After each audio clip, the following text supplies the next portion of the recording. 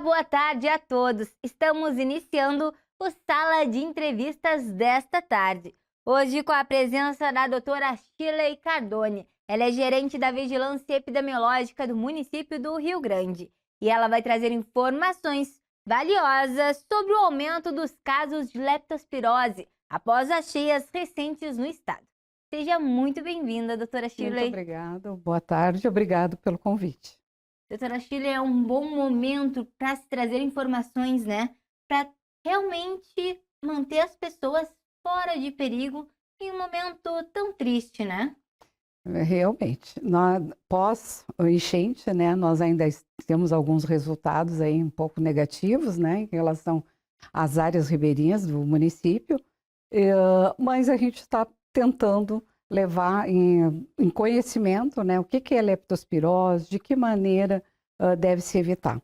Então, pensar em leptospirose, primeiro temos que saber o que é a doença, né? Então, é uma doença infecciosa causada por uma bactéria, que é a leptospira, né? E ela é transmitida através da urina do rato, né?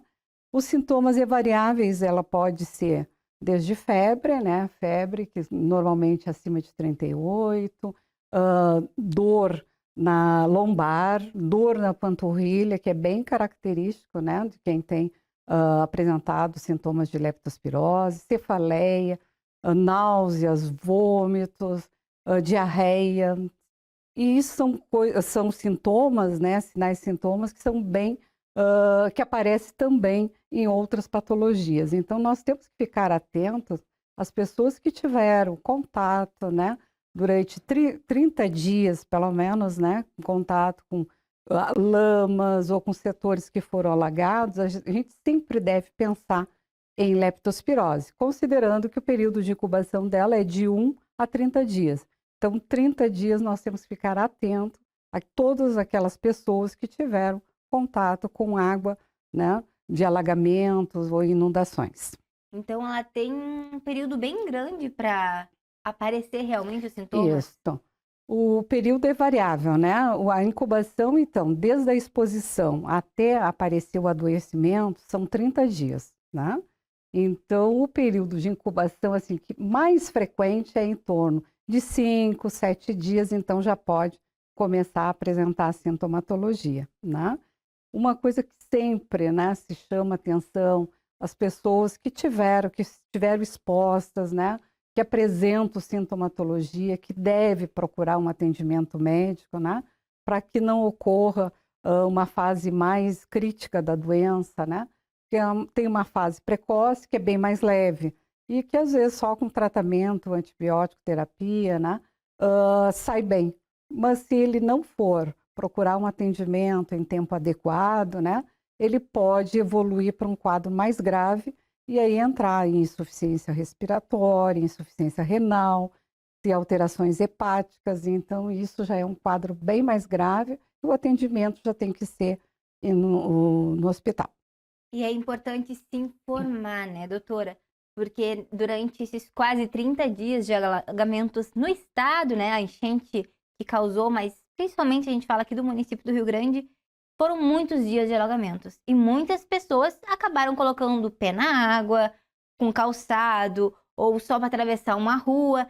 E as pessoas precisam ter essa conscientização de que realmente é arriscado, que nem todo mundo está livre, né? Se teve esse contato com a água, realmente pode vir a ter algum desses sintomas. Exato. Às vezes, né, com o intuito, né, de ajudar, enfim, as pessoas acabam não tendo aqueles cuidados para si, né? Então, tem que usar botas, tem que usar luvas, né? Tem que se proteger da água, porque a leptospira, que é a bactéria, né, da leptospirose, ela está ali, na água, né? Então, aquelas pessoas que ficam muito tempo expostas, se ela tem uma lesão, é fácil a bactéria penetrar através da lesão. Mas se ficou muito tempo em contato com aquela água, ela também pode desenvolver a doença, né? Pensar em quimioprofilaxia não é eficaz 100%, né? Alguns já cogitaram fazer, então. É feito, até se faz a quimioprofilaxia naqueles que têm já profissões que lidam muito com isso, né? Então, bombeiros, coisa pode se fazer, mas não é 100% eficaz. Então, no nosso caso aqui, especificamente das pessoas que ajudaram, então sempre se chamou a atenção para que usasse roupas adequadas, né, que se protegesse com luvas, botas, né, que isso é importante, né, é uma maneira de se evitar a doença. E ainda tem muitos locais no nosso estado que precisam de ajuda e pessoas que se deslocam da sua cidade segura para essas regiões, né? E Exato. quais são os cuidados essenciais que elas devem ter, né? A gente está falando em botas, em luvas, mas existe algum tratamento para se fazer antes? Além desses cuidados, por exemplo, que a gente estava falando dos bombeiros, né? Sim, De algumas sim. profissões que tem. A quimioprofilaxia, em alguns estados, eles até comentam, né? Nós aqui, a leptospirose, ela é endêmica, então tem números de casos esperados, né? Agora ela se tornou epidêmica, então o número é um pouquinho acima do que se esperava. A quimioprofilaxia, como eu falei, que seria o uso de uma medicação durante um tempo, né, que estivesse exposto, ela não é 100% eficaz. Então, aqui em Rio Grande mesmo, nós não adotamos, porque nós também temos que escolher, né? Ou se faz o tratamento quimioprofiláxico, que não é 100%, né, o efeito dele, até mesmo porque são uso de antibiótico. Então, a gente precisa tratar depois essas pessoas também que desencadeiam a doença, né? Agora, os cuidados, além de usar os EPIs adequados, né, que é a bota, a luvas, né, ingerir água, né? Por isso que durante todo esse período se distribui muita água mineral, que é para as pessoas não usarem, né, a água contaminada, né? Então, porque tem que ter o cuidado com as caixas d'água, até mesmo agora que o pessoal está retornando, né, para suas casas, tem que ter o cuidado de limpar o depósito, né? Usar água filtrada. Então, esses cuidados, quem vem de fora também tem que ter esses cuidados, né? Além da ingesta também de alimentos, né? Então, os alimentos, muitas vezes as pessoas não ligam muito, né? Por exemplo, os enlatados, eles podem ser aproveitados depois, tem que ter o cuidado realmente para saber se eles não foram contaminados, né? Então, pode-se usar, dependendo das condições, é lavar, desinfectar, né? Para então depois ser usado realmente. Se agora, no retorno das casas, né, as pessoas devem fazer o uso também, não é só as pessoas durante a enchente, né? Mas agora, quando retornam para limpar as suas residências, tem que usar a água com hipoclorito, né, a 2,5%, e mesmo assim usarem luvas, botas, muitas vezes máscaras também, né, para fazer a higiene adequada. E os alimentos, todos que tiveram contato, não podem ser usados, né? Então, todos os cuidados que se tem nesse período são muito importantes. E eu gostaria que a senhora falasse um pouquinho, então, sobre a contaminação, né? Por exemplo, para limpar uma casa, como é que vai detetizar essa casa, fazer essa limpeza, para ter essa segurança de que a minha casa está limpa, não corro risco, de que os alimentos estão ali limpinhos para eu consumir sem risco também?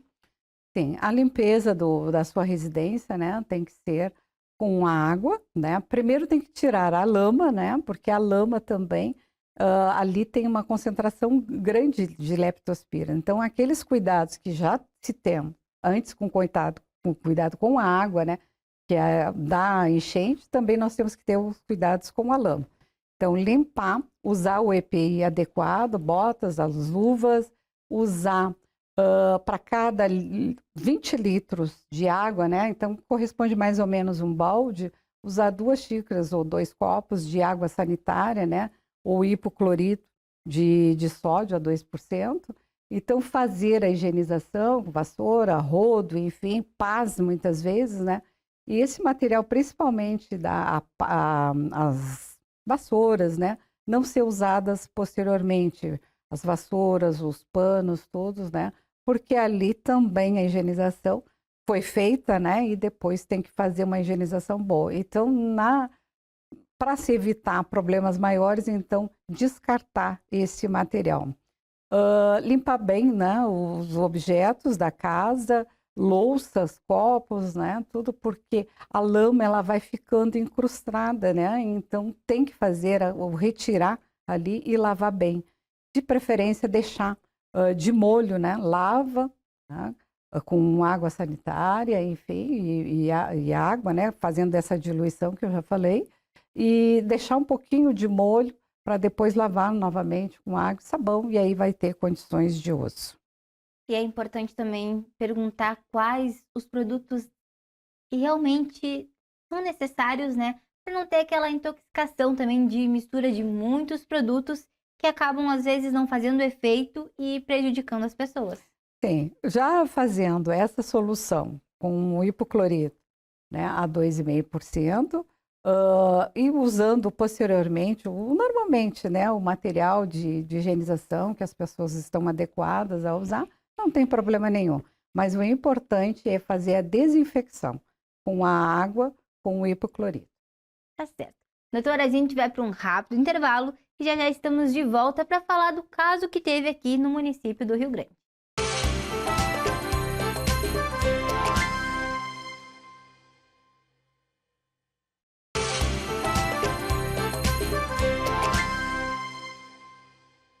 Estamos de volta com o Sala de Entrevistas desta tarde. E quem está aqui com a gente hoje é a doutora Shirley Cardone. Ela é gerente da Vigilância Epidemiológica aqui do município do Rio Grande e a gente está conversando sobre a leptospirose e os riscos aumentados pelas enchentes aqui também no município.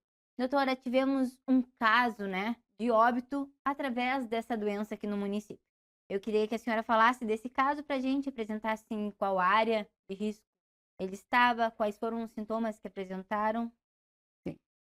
Lamentavelmente, nós tivemos um óbito, né, por leptospirose, um jovem de 25 anos, né, que apresentou o quadro de insuficiência respiratória, e lamentavelmente ele procurou muito tardiamente, né, uma unidade de saúde.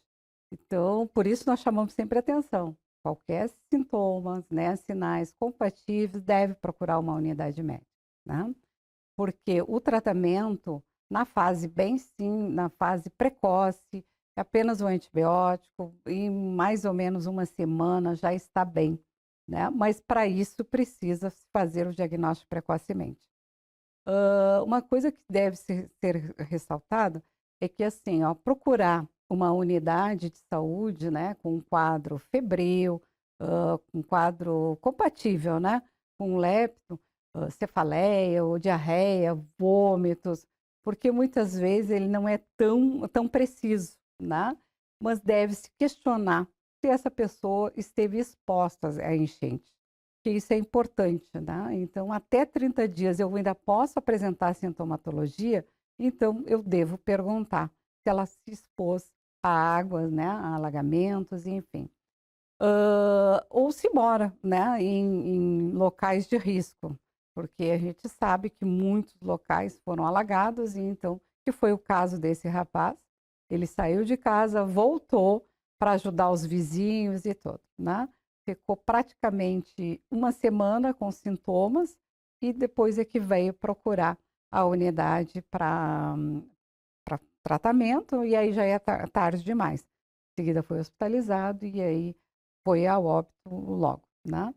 Então é uma das coisas que a gente tem que sempre chamar atenção. Procurar uma unidade assim que tiver qualquer sintomatologia e que tenha um envolvimento diretamente com as enchentes. Doutora, e a gente falou também de várias coisas, mas não lembro se a senhora falou sobre o diagnóstico, né? Como é feito o diagnóstico no posto de saúde, no pronto Sim. atendimento?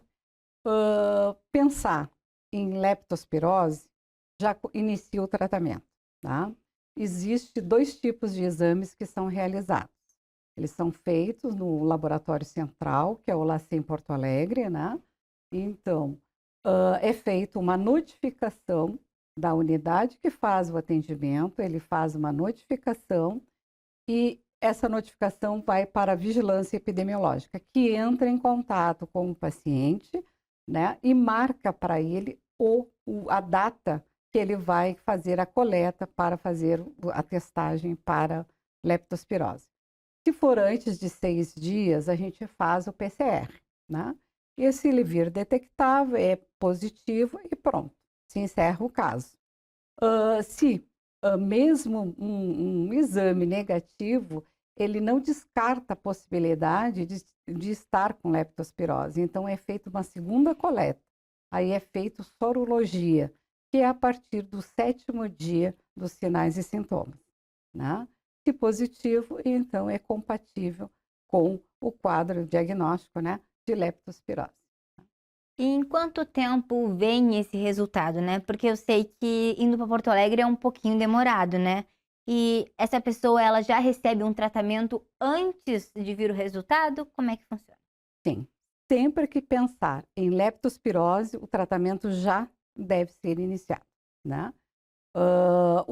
A média, mais ou menos, né, de se receber os laudos, tem sido de 3 a 7 dias. Porque, como toda a situação aí do estado, né, nesse período, todos os exames são feitos no LACEN.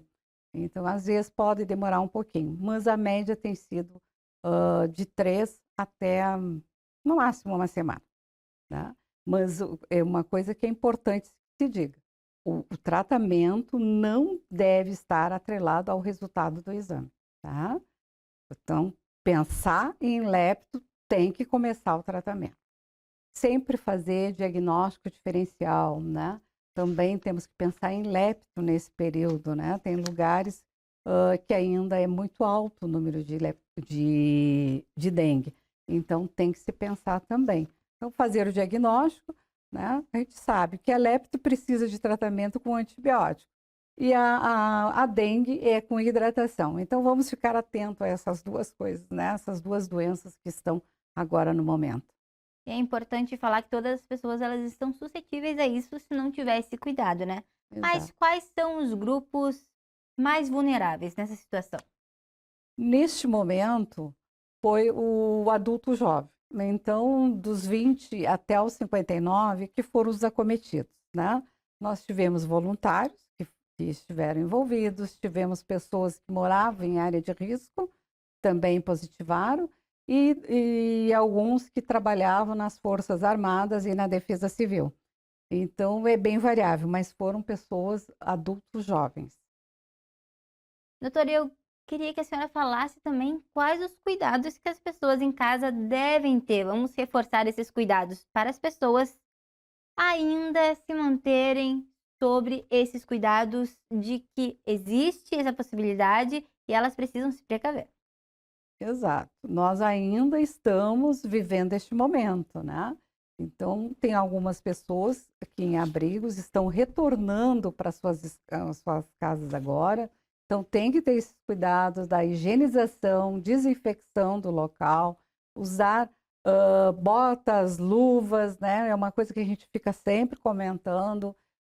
Limpar, né, o depósito da água, com água limpa primeiro, né, fazendo a higienização das paredes do depósito, um tecido, panos esses de chão, enfim, esfregão, né?